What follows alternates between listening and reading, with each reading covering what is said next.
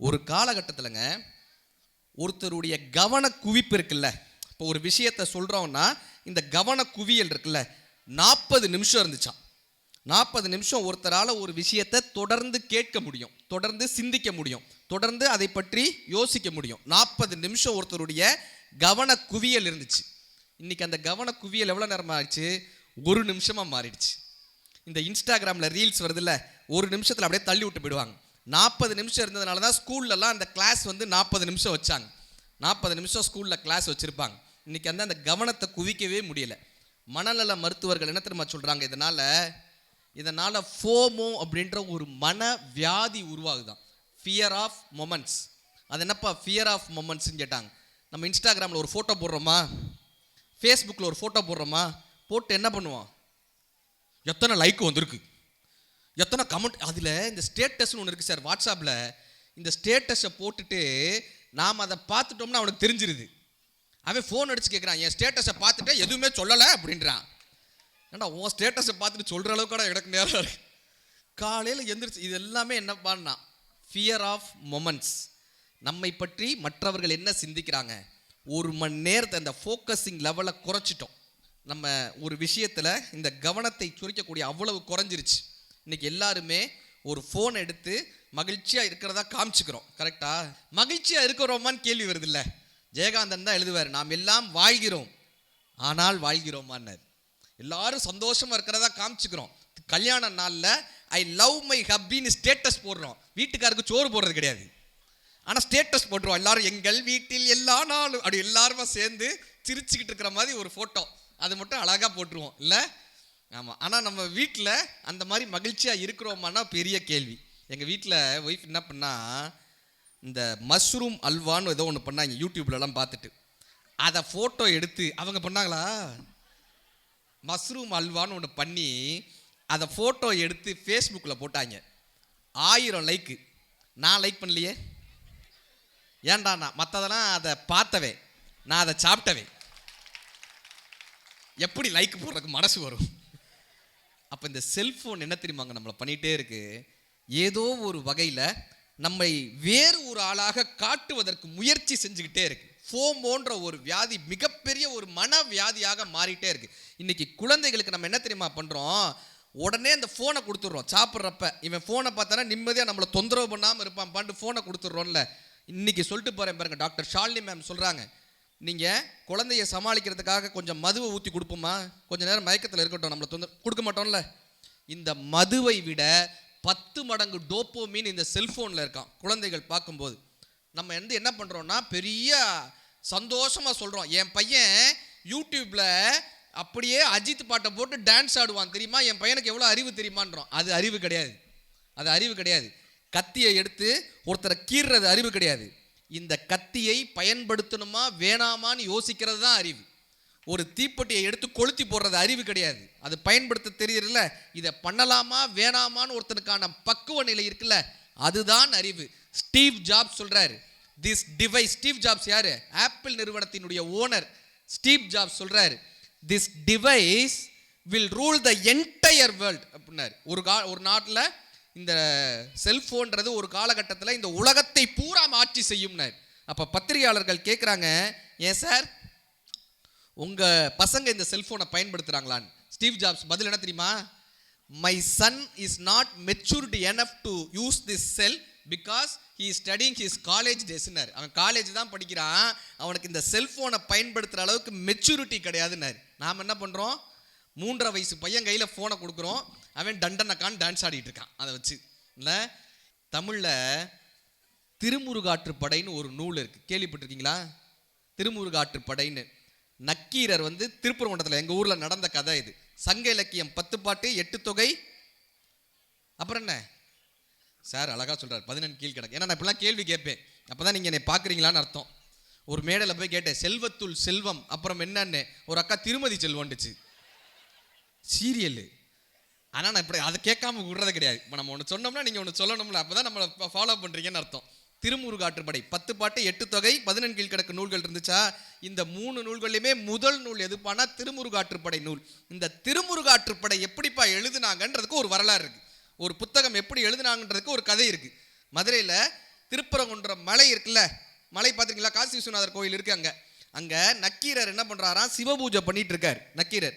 இந்த சிவபூஜை பண்ணிட்டு இருக்கும்போது ஒரு மரத்திலேருந்து ஒரு இலை அப்படியே உதிர்ந்து தண்ணிக்குள்ள போகுது.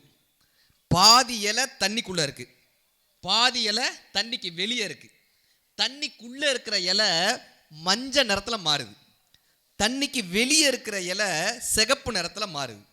இவர் என்ன பண்றாரு? சிவபூஜையை விட்டுட்டு இதை பார்க்க ஆரம்பிச்சிட்டாரு. நல்லா இருக்கு. நம்ம புத்தக திருவிழாக்கு வந்துட்டு மேஜிக் ஷோ பார்ப்போம்ல, அந்த மாதிரி அதுவும் நல்லா தான் இருந்தது, ரொம்ப அருமையாக பண்ணாங்க. அப்படி அது அப்படியே மாறுது, கலர் மாறுது. இப்போ இவர் என்ன பண்ணுறாரு? அவ்வளோ அழகா இதை மாறிச்சா சிவன் பூஜை மறந்துருச்சு. இப்போ இந்த சிகப்பாக இருந்த இலை குருவியாக மாறிச்சு, மஞ்சளாக இருந்த இலை மீனாக மாறிச்சு. இப்போ இந்த மீன் என்ன பண்ணுது? குருவியை பிடிச்சி தண்ணிக்குள்ளே இழுக்குது. இந்த குருவி என்ன பண்ணுது? மீனை பிடிச்சி தண்ணிக்கு வெளியே இழுக்குது. இதுக்கு ரெண்டும் சண்டை போட்டுட்டு இருக்கு. நக்கீரர் என்ன பண்ணாரு? சிவபூஜையை விட்டுட்டு இது ரெண்டும் என்ன பண்ணுதுன்னு பார்க்க ஆரம்பிச்சார். பார்க்க ஆரம்பிச்சோன்னே ஒரு பூதம் வந்து நக்கீரரை பிடிச்சி தூக்கிட்டு போய் ஒரு குகையில் அடைச்சது. இந்த குகைக்குள்ளர ஏற்கனவே 999 முனிவர்கள் இருந்தாங்க. இப்போ நக்கீரர் 1000வது முனிவராக அங்கே போறாரு. பூதம் வந்து 1000 பேரை சேர்த்து சாப்பிடணும்னு இருந்திருக்கு, கொண்டு போய் அங்கே வச்சாங்க. இப்போ மற்ற அந்த 999 பேர் இருந்தாங்கல்ல, அவங்க கேட்டாங்க, சிவபூஜை பண்ணியா? ஆமாம். ஒரு இலை விழுந்திருக்குமே? விழுந்துச்சு. பச்சையா ஒன்று, இது சிகப்பா ஒன்று மாறிச்சு, மஞ்சளா மாறிச்சு. ஆமாம்.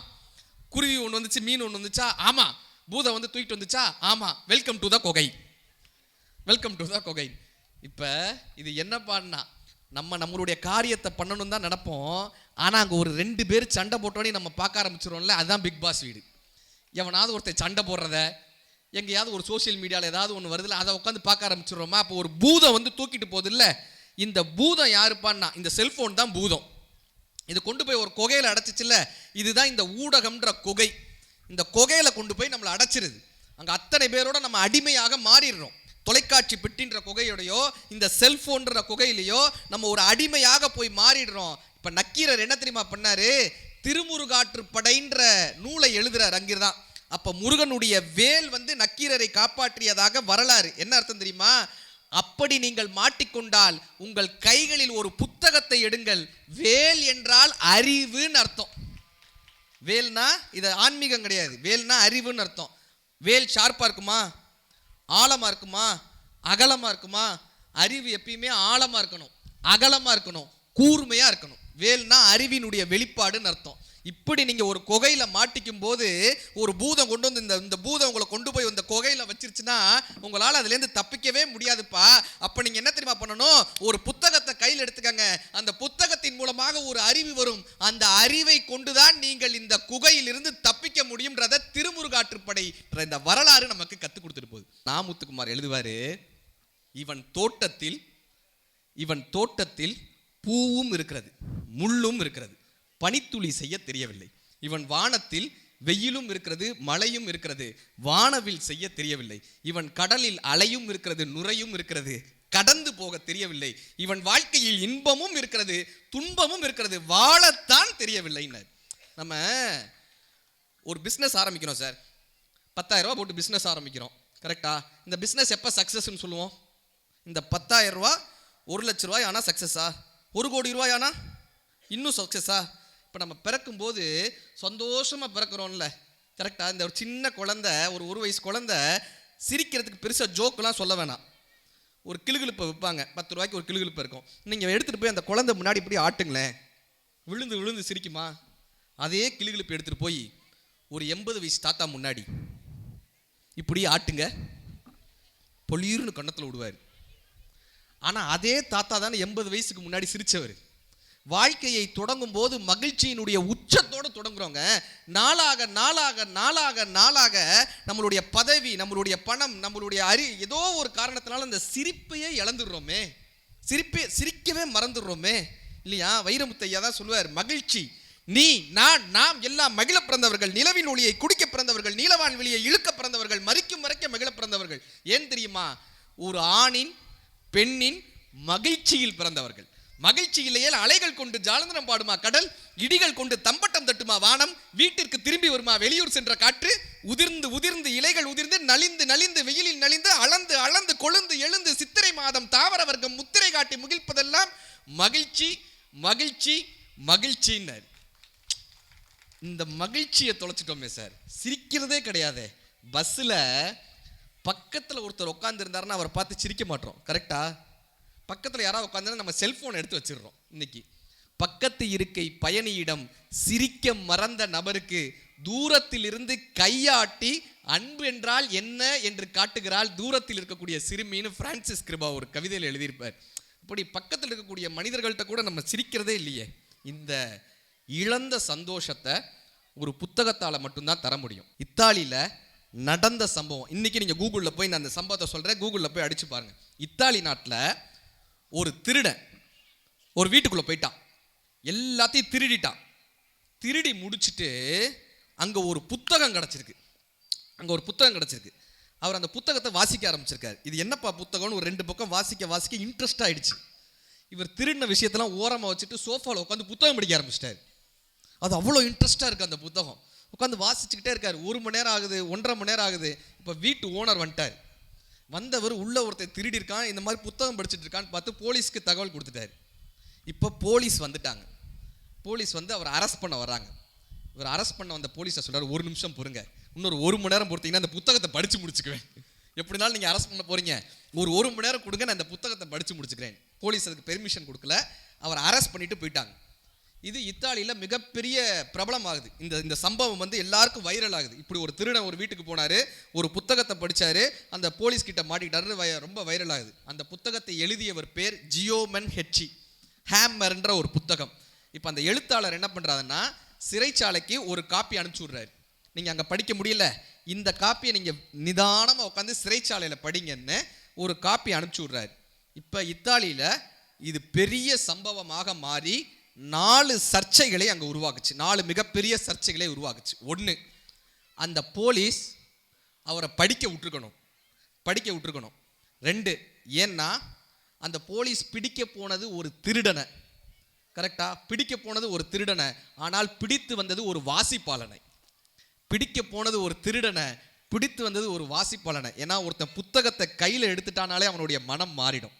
3, நீங்கள் இப்படி உங்களை மனம் மயக்க, நீங்கள் இப்படி உங்களை மெய்மறந்து வாசித்த புத்தகம் எதுன்னு ஒரு கேள்வி.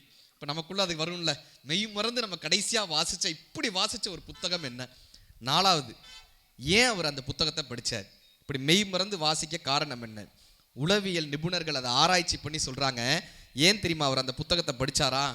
ஏன்னா அந்த புத்தகம் ஒரு ராஜா தன்னுடைய நாடு திரும்புவதை பற்றிய புத்தகம். ஹேம்மர்ன்ற புத்தகம். இன்னைக்கு நீங்கள் கூகுளில் போய் அடிச்சு பாருங்க, ஜியோமென் ஹெச்சி ஹேம்மர் இத்தாலி தீஃப் சம்பவம்னு அடிச்சு பார்த்தீங்கன்னா தெரியும். அது வந்து ஒரு ராஜா நாடு திரும்புவதை பற்றி, தன்னுடைய வீடு திரும்புவதை பற்றிய ஒரு புத்தகம். இந்த திருடன் வீட்டை விட்டு வெளியே வந்து ரொம்ப நாள் ஆயிடுச்சு. அவனுக்கு தன்னுடைய மனைவியினுடைய ஞாபகம், தன்னுடைய குழந்தைகளினுடைய ஞாபகம், தன்னுடைய வீட்டினுடைய ஞாபகம் வந்து அந்த புத்தகத்தை படிக்கும்போது அந்த வெற்றிடம் அதனால் நிரம்பியதான்.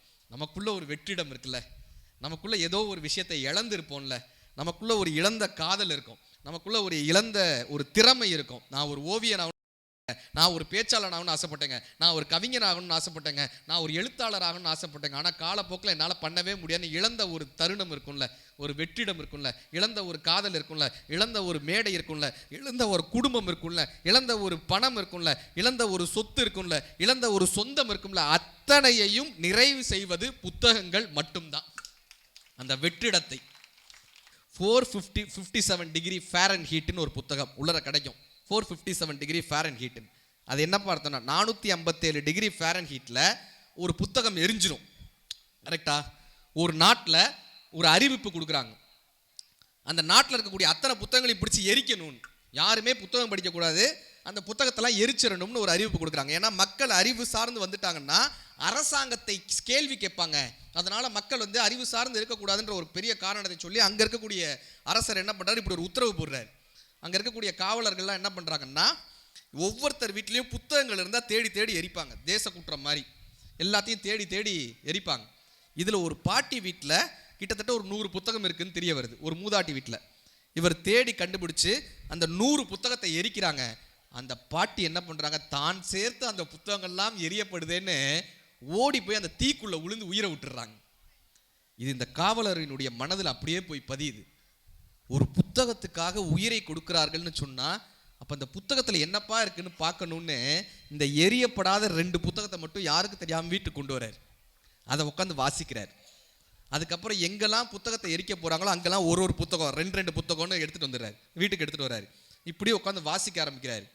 ஒரு தடவை அவருக்கும் அவர் மனைவிக்கும் சண்டை வந்துடுது, பெரிய பிரச்சனை வந்துடுது. இப்போ அவங்க மனைவி என்ன பண்றாங்கன்னா, கவர்மெண்ட்டுக்கு ஃபோன் பண்ணி எங்க வீட்டுக்காரரே இவ்வளவு புத்தகம் வச்சிருக்காருன்னு சொல்லி கொடுத்துறாங்க. ஆமா, அது நடக்கல சார், அனுபவிச்சு கைதிட்டுறாரு. வீட்டில் சொல்லிடுறாங்க. இப்போ கவர்மெண்ட் அவரை சிறைச்சாலையில் அடைக்கிறாங்க. அவர் சிறையிலிருந்து தப்பித்து பக்கத்தில் இருக்கக்கூடிய காட்டுக்கு போறாரு. அந்த காட்டில் அவர் சந்திக்கக்கூடிய மனிதர்கள் எல்லாம் இருக்காங்க. அந்த மனிதர்கள் எல்லாம் யார் தெரியுமா? நடமாடும் புத்தகமாக மாறி சென்றவர்கள். ஒரு புத்தகத்தை தானே உங்களால் எரிக்க முடியும். இந்த கம்பராமாயணம் நடந்து போறாருப்பா, இந்த சிலப்பதிகாரம் நடந்து போறாருப்பா, இந்த சேக்கிலாரினுடைய பெரிய புராணம் நடந்து போறாருப்பான்னு ஒருத்தர் முழுவதுமாக ஒரு புத்தகமாகவே மாறி இருந்தார்னா எப்படி இருக்கும்? அப்படியாக மனிதர்கள் எல்லாம் வாசித்து வாசித்து வாசித்து ஒரு புத்தகமாகவே மாறி போன மனிதர்களாக அந்த காட்டில் இருந்தார்களாம், சொல்லி சொல்லி. அப்படி நாம் எப்பொழுது ஒரு புத்தகமாக மாறுகிறோமோ இந்த சமூகத்திலிருந்து அறிவை அழிக்கவே முடியாது என்று அந்த புத்தகம் நமக்கு காமிச்சு கொடுத்து போச்சு. ஏன்பா புத்தகம் படிக்கணும் நாங்க? கரெக்டா? இன்னைக்கு நம்ம ஆளு சொல்றான், புத்தகத்தை எடுத்தார் 3வது பக்கம் தூக்கம் வந்துருச்சு சார். கரெக்டா? புத்தகம் வாங்கப்படுகிறது. புத்தகம் வாங்கக்கூடிய பண வசதி நம்மிடம் இருக்கிறது, அதை படிக்கக்கூடிய மன வசதி நம்மிடம் இருக்கிறதா? அங்கே ஒரு பெரிய கேள்வி வருது இல்லை? பாட புத்தகத்தை படிக்கிறதே நமக்கு பெரிய விஷயமா இருக்கு சார். 2வது பக்கம் 3வது பக்கம் படிக்கணும் தான் ஆசையா இருக்கு, தூக்கம் வந்துடுது சார்ன்றான் இல்லை? ரவீந்திரநாத் தாகூர் அவர்கள் 80 வயது வரை எழுதிட்டு இருந்தார். 80 வயது வரை. தாகூர்கிட்ட கேட்டாங்க, இத்தனை வயதை தாண்டி நீங்கள் எழுதி கொண்டிருக்கிறீர்களே, ஏன் எழுதுகிறீர்கள்? தாகூருடைய பதில் என்ன தெரியுமா?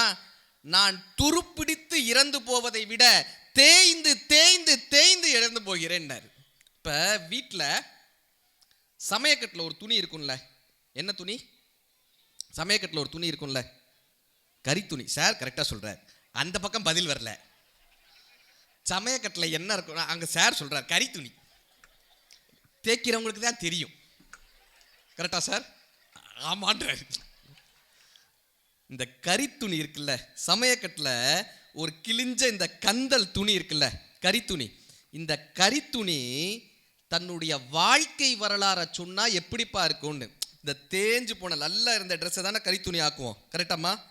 அதுவும் மனைவிமார்கள் தங்கள் புடவே மாற்ற மாட்டாங்க. எங்க பனியனு, எங்க சட்டை, பாதி பேர் வீட்டில் வேட்டி தான் இட்லி துணியா இருக்கு. அது நாங்கள் ஆண்கள் செய்த தியாகம். இருந்துட்டு போட்டோம். இந்த கரித்துணி தன்னுடைய வரலாறு சொன்னா எப்படிப்பா இருக்கும்னு எழுதியிருப்பார் கண்ணதாசன் ஐயா ஒரு பாட்டு. கரிச காட்டு கழனியிலே கால்கள் செய்த உழவு, 2 கைகள் செய்த கனிவு, குடிசை எரிக்கும் விளக்கை போல இலைகள் 2 வரவு, இது இயற்கை செய்த அழகு. பருத்தி என்றொரு செடி வளர்ந்தது பருவ பெண்ணை போலே அந்த கரிச கழனி மேலே, அது சிரித்த அழகில் காய் வடித்தது சின்ன குழந்தை போலே அந்த வண்ண செடியின் மேலே. பருத்தி எடுத்து பிரித்து பார்க்க பஞ்சு குவியல் ஆச்சு, மில்லை நோக்கி பயணம் போச்சு, அதை திருத்தி எடுத்து பார்க்கும்போது சின்ன இலைகள் ஆச்சு, நூல் எனும் பெயர் உண்டாச்சு.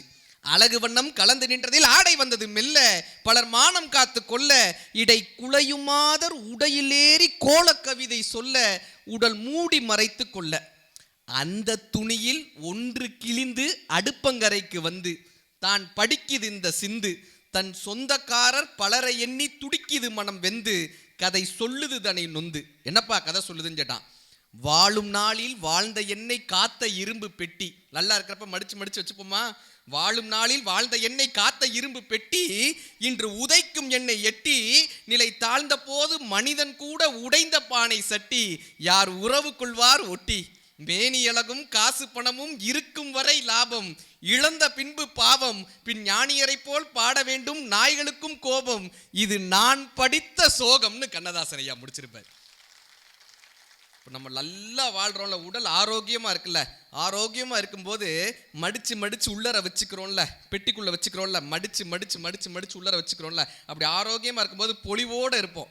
ஆனால் ஒரு காலகட்டத்தில் நம்ம மாறிக்கிட்டே வருதில்ல, இந்த காலம் மாறிட்டே வருதில்ல, நம்ம வாழ்க்கை கந்தல் துணி ஆகாமல் நம்மை காப்பாற்றுவது எதுப்பான்னா அது நாம் படித்த புத்தகமும் நாம் படித்த அறிவும் மட்டும்தான் நம் வாழ்க்கையை கந்தல் துணி ஆகாமல் காப்பாற்றிக்கும். வீட்டில் ஒரு பெரியவர் படித்தவர் இருந்தார்னா நம்ம போய் கேட்போம்ல, உடம்பு சரியில்லைப்பா என்ன பண்ணணும்னு போய் கேட்குறோம்ல. வீட்டில் ஒரு பிரச்சனைனா யார்கிட்ட போவோம்? படித்த ஒருத்தர் இருப்பார் ஊரில், அவர்கிட்ட போய் கேட்போம்ல, ஐயா இந்த மாதிரி வீட்டில் பிரச்சனைங்கய்யா என்ன பண்ணுறது கேட்குறோம்ல. புதுசாக ஒரு வியாபாரம் தொடங்கணும், ஒரு பெரியவர் இருப்பார் வயசானவர், போய் கேட்போம்ல, ஐயா இது என்ன பண்ணணும்னு போய் கேட்குறோம்ல. படித்தவர்கள் பெரியவர்களாக இருக்கும்போது அவர்கள் அனுபவமும் அறிவும் அந்த ஊருக்கே பயன்படும். படிக்காத ஒருத்தர் அல்லது எதுவுமே இல்லாத ஒரு வயசானவர் உட்கார்ந்துருந்தா என்ன பண்ணுவாங்க? வம்பு பேசிக்கிட்டு இருப்பாங்க. இந்த 3வது தெருவில் முனியாண்டியினுடைய மக தெரியுமா, 2 கிளவி சேர்ந்துச்சுன்னா ஊர் காலின்னு அர்த்தம் இல்லை? அப்போ வாசிப்பு என்னப்பா பண்ணுன்னா தேவையில்லாத விஷயங்களிலிருந்து நம்மை காப்பாற்றும், பக்குவப்படுத்தும். மனிதர்களில் 3 வகையான மனிதர்கள் இருக்காங்க. 3 வகையான மனிதர்கள். இந்த 3ஆம் தர மனிதர்கள் யார் தெரியுமா? 3ஆம் தர மனிதர்கள் யாருப்பான்னா எப்போ பார்த்தாலும் அடுத்தவங்களை பற்றியே பேசிகிட்டு இருப்பாங்க. இந்த கொத்தனார் மக இருக்கால்ல, 4வது வீட்டில் இருந்தானே நடராஜு, போயிட்டான், அது சும்மா காலேஜுக்கு போயிருக்கோம். இது 3ஆம் வகை மனிதர்கள். யாரை பற்றியாவது ஒரு மனிதர்களை பற்றி புறம் பேசிக்கிட்டே இருப்பாங்க. 2வது வகையான மனிதர்கள் யார் தெரியுமா? ஏதாவது ஒரு நிகழ்வை பற்றியே பேசிகிட்டு இருப்பாங்க. பிக் பாஸ் வீட்டில் அவங்க என்ன தெரியுமா பண்ணாங்க? நம்ம வீட்டில் அடுப்பு இருக்காது, நம்ம பிக் பாஸ் வீட்டை பற்றி பேசிக்கிட்டு இருப்போம். பிக் பாஸ் வீட்டில் என்ன நிகழ்வை பற்றியே பேசிகிட்டு இருப்பாங்க 2ஆம் தர மனிதர்கள். 1ஆம் தர மனிதர்கள் என்ன தெரியுமா பண்ணுவாங்க? தான் படித்த விஷயங்களை, தனக்கு ஏற்பட்ட அனுபவங்களை, தன்னுடைய அறிவை மற்றவர்களுக்கு யார் பயன்படும்படி சொல்கிறார்களோ அவர்கள்தான் 1 தர மனிதர்களாக இருக்கிறார்கள். 3ஆம் தர மனிதர்களாக இருக்கக்கூடிய நம்மை 1 தர மனிதர்களாக மாற்ற வேண்டும் என்று சொன்னால் தினமும் நாம் வாசிக்கக்கூடிய பழக்கத்தை கொண்டு வரணும். தாமஸ் ஆல்வா எடிசன் யாரு? Thomas Alva Edison? அவர் சீரியல்ல நடிக்கலையேன்றா கண்டக்கா, அங்க இருக்காரா? லைட் கண்டுபிடிச்சா ஐயா, திருவாரூரில் ஒரு எடிசன் இருக்காங்களே எங்க அக்கா, லைட் கண்டுபிடிச்சாரு. தாமஸ் ஆல்வா எடிசன் சொல்றாரு, இந்த உலகத்துல எத்தனையோ கண்டுபிடிப்புகள் இருக்கு, எவ்வளவு பெரிய விஷயங்களை கண்டுபிடிச்சிருக்காங்க. லைட்டை கண்டுபிடிச்சிருக்காங்க, செல்போனை கண்டுபிடிச்சாங்க, சேட்டலைட்டை கண்டுபிடிச்சாங்க. எத்தனை விஷயங்கள் இந்த உலகத்தில் கண்டுபிடிக்கப்பட்டாலும் மனிதனினுடைய ஆகச்சிறந்த கண்டுபிடிப்பு எது தெரியுமா? மனிதனுடைய ஆகச்சிறந்த கண்டுபிடித்த கருவி புத்தகம் தான். மனிதன் கண்டுபிடித்த ஆகச்சிறந்த கருவினர். ஏன்னு கேட்டாங்க. இன்னைக்கு நமக்கு இருக்கக்கூடிய ஜெனட்டிக்கல் வியாதிகள் இருக்குல்ல, இப்போ சக்கரை இருந்துச்சுன்னா, அப்பாவுக்கு சக்கரை நோய் இருந்துச்சுன்னா தானா பயலுக்கு சக்கரை நோய் வந்துடும். கரெக்டா? அப்பாவுக்கு கடன் இருந்துச்சுன்னா தானா பையனுக்கு தான் அந்த கடன் வரும், பொண்ணுக்கு வராது. இந்த குழந்தை பிறக்கிறப்பே பாருங்களேன், பெண் குழந்தை பிறந்த என்ன சொல்லுவோம்? மகாலட்சுமி பிறந்துருச்சு, வீட்டுக்கு விளக்கேற்ற வாரிசு வந்துருச்சு, அதெல்லாம் மங்களம் பிறந்துருச்சு. பையன் பிறக்கட்டும், கொல்லி வைக்கிறதுக்கு வாரிசு வந்துட்டான், கடன் அடைக்கிறதுக்கு ஒருத்தன் வந்துட்டான். இப்போ அப்பாவுக்கு கடன் இருந்தால் பையனுக்கு தானா வருதா? அப்பாவுக்கு நோய் இருந்தால், அப்பா அம்மாவுக்கு நோய் இருந்தால் தானா வருதா? இது ஜெனட்டிக்கல் நாலேஜ். ஆனால் ஒரு அப்பா ஒரு வாசித்தவராக இருந்தா, அப்பா ஒரு சிந்தனையாளராக இருந்தா, அப்பா ஒரு மிகப்பெரிய ஒரு வாசிப்பாளராக இருந்தாக்கா அது தானா பையனுக்கு வராது. கரெக்டா? ஒரு பெரிய வாசிப்பாளர், பெரிய சிந்தனையாளர், பெரிய கண்டுபிடிப்பாளர் தன்னுடைய அறிவை எப்படிப்பா கடத்த முடியும்னா, எப்படி கடத்த முடியும்னா புத்தகம் என்கிற ஒரு மிகப்பெரிய கண்டுபிடிப்பின் மூலமாக மட்டும்தான் இந்த அறிவை கடத்த முடியும். இந்த அவதார்னு ஒரு படம் வந்துச்சு, எத்தனை பேர் பார்த்துருக்கீங்க? அவதார் படம் பார்த்துருக்கீங்களா சார்? சேகுவாரா மாதிரியே இருக்கீங்க சார். திருவாரூரில் ஒரு சேகுவாராக அவரை படித்து அப்படியே மாறி இருக்காரு சேகுவாரா சார். அவதார் படம் பார்த்துருக்கீங்களா கண்ணிங்களா? அதில் பாண்டவரான்னு ஒரு இடத்துக்கு போவாங்க பூமியை விட்டு. அங்கே போய் என்ன பண்ணுவாங்கன்னா, ஒரு டிராகன் ஒன்று இருக்கும், ஒரு பெரிய டிராகன் இருக்கும். பார்த்துருக்கீங்களா? அதை இந்த வால் வைத்த குரங்கு மனிதர்கள் என்ன பண்ணுவாங்க, அந்த டிராகன் மேலே ஏறி தன்னுடைய குடுமையை எடுத்து அந்த டிராகனுடைய குடுமையோட ஜைலுன்னு ஒன்று பண்ணுவாங்க. பார்த்துருக்கீங்களா? அது பண்ணிட்டா என்ன ஆகும்? அவங்களால வானத்தில் பறக்க முடியும். கரெக்டா? அவதார் படம் என்ன தெரியுமா காமிச்சிச்சு?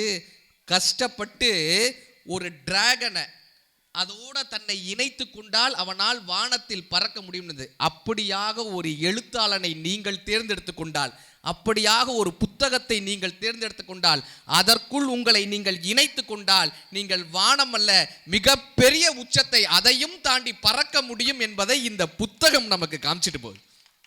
இந்த புத்தகம் படிக்கிறவங்கள பார்த்தாலே என்ன ஆயிடுது, ஏதோ வேற்று கிரக வாசி மாதிரியே பார்க்குறாங்க. புக்கு படிக்கிறீங்களா?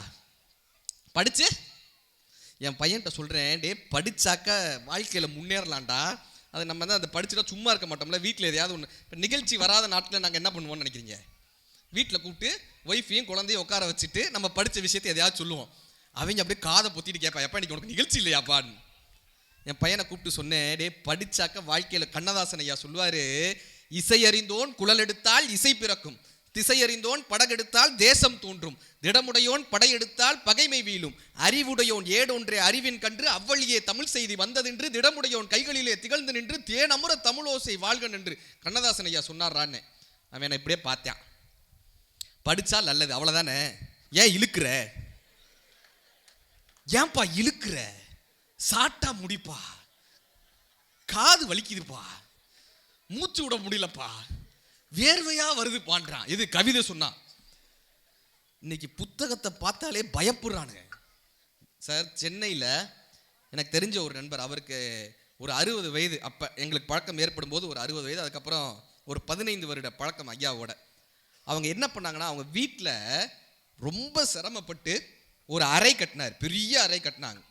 அதில் அவ்வளவு தலை சிறந்த புத்தகங்கள், புத்தக திருவிழாவில் போய் எங்கெங்கே என்னென்ன புத்தகங்கள் தலை சிறந்த புத்தகங்கள் கிடைக்குமோ மிகப்பெரிய எழுத்தாளர்களுடைய புத்தகங்கள்லாம் கொண்டு வந்து அந்த அறையில் சேகரிச்சு வச்சு ஒரு மினி லைப்ரரி, பெரிய லைப்ரரியை உருவாக்குனார். பெரிய லைப்ரரி. அங்கே மாதம் ஒரு தடவை இப்படியான இலக்கிய கூட்டம் நடக்கும். சிறுகதைகளை பற்றி பேசுவாங்க, கவிதைகளை பற்றி பேசுவாங்க, அவங்க வாசித்த புத்தகங்களை பற்றி பேசுவாங்க. இப்படி எல்லாரும் உட்காந்து பேசக்கூடிய ஒரு இடமாக அந்த இடம் இருந்தது. சமீபத்தில் அந்த ஐயா தவறிட்டாங்க.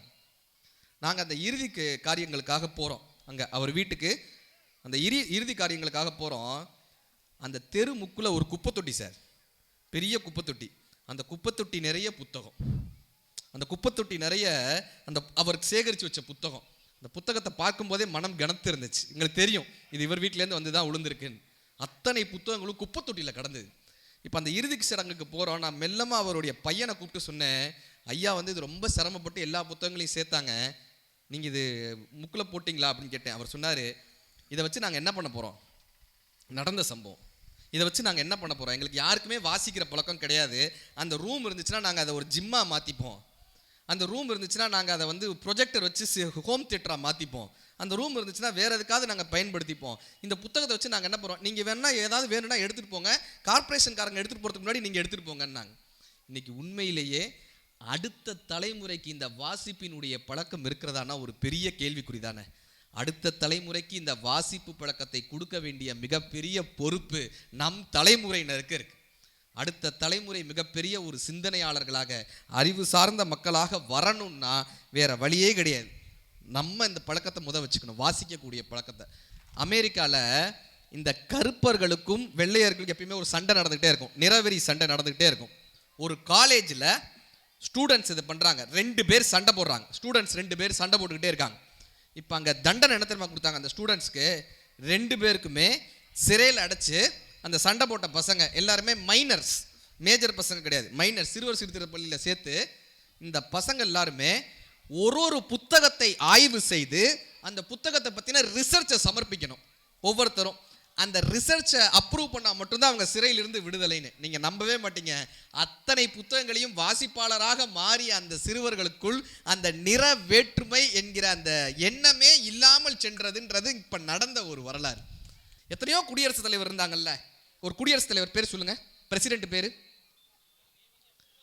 பார்த்தீங்களா, யார் சொன்னது? ஐயா சிறப்புங்க, அவர் கை தட்டுங்க, அருமை. எத்தனை குடியரசுத் தலைவர் இருந்தாங்க, ஏன் நம்ம அப்துல் கலாம் ஐயா பேர் மட்டும் சொல்கிறோம்? கரெக்டா? எத்தனை பேர் இருந்தாங்க, ஏன்னா அவர் தான் நடமாடும் புத்தகமாகவே இருந்தார் சார். அவர் குடியரசு மாளிகைக்கு பதவி ஏற்க போகிறாரு, ஒருத்தன் போய் கீழே உட்காந்தான். எல்லாரும் எந்திரிச்சு தானே நிற்பாங்க, அவர் வந்தாருன்னா எல்லாரும் எந்திரிச்சு நிற்பாங்கல்ல. ஒருத்தன் போய் கீழே உட்காந்தான். எதுக்குப்பான்னு கேட்டார். எதுக்குப்பான்? இல்லை உங்கள் ஷூக்கு பாலிஷ் போடுறதுக்காக உட்கார்றான். வைஸ்ராய் காலகட்டத்தில் அப்படி ஒரு பழக்கம் இருந்தது. ஷூக்கு அதெல்லாம் வேணாப்பா, அவனை கிளம்ப சொல்லுன்றார். கிளம்ப சொல்லுங்க. அவன் எந்திரிச்சு சார் சார் சார்னு அழுகிறான்.